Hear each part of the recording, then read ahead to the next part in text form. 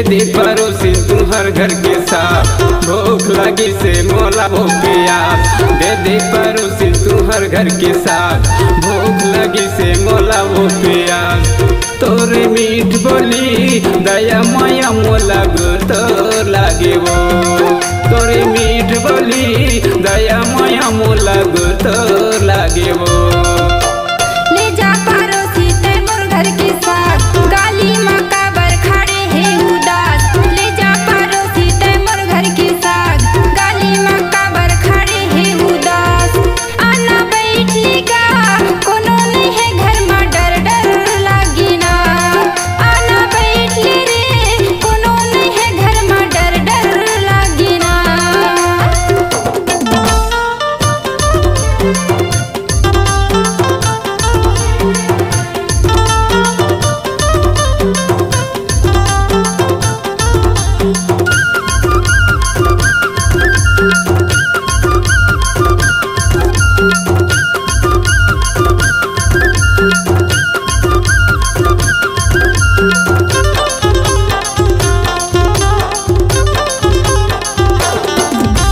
कुंदरू करेला करू लागे वो, आलू के साग आलू के साग।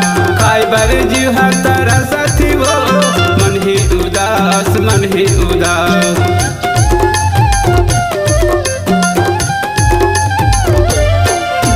कुंदरू करेला करू लागे वो, आलू के साग आलू के साग। खाई बार जीहा तारा साथी वो, मन ही उदास मन ही उदास। सुन ले परोसी ते मोर दिल के बात, कैसे बताऊं नहीं होवे बर्दाश्त। सुन ले परोसी ते मोर दिल के बात, कैसे बताऊं नहीं होवे बर्दाश्त।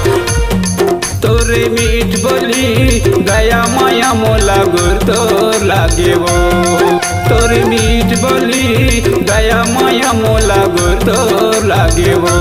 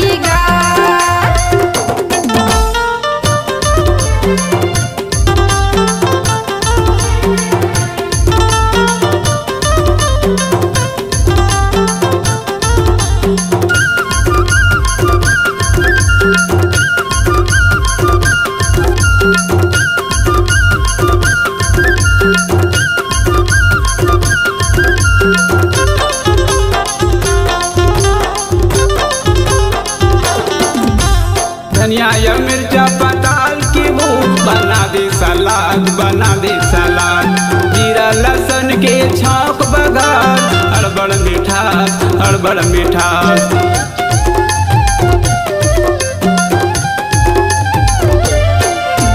धनिया या मिर्चा पताल की वो, बना दे सलाद बना दे सलाद। जीरा लहसुन के छौंक बघार, अड़बड़ मिठास अड़बड़ मिठास। आमा इमली के खावा दे खटास, पेट भर खा ले तो बने मिठास। आमा इमली के खावा दे खटास, पेट भर खा ले तो बने मिठास। तोरे मीठ बोली दया माया मोला गुर लागे वो, तोरे मीठ बोली दया माया मोला गुर तोर लागे वो।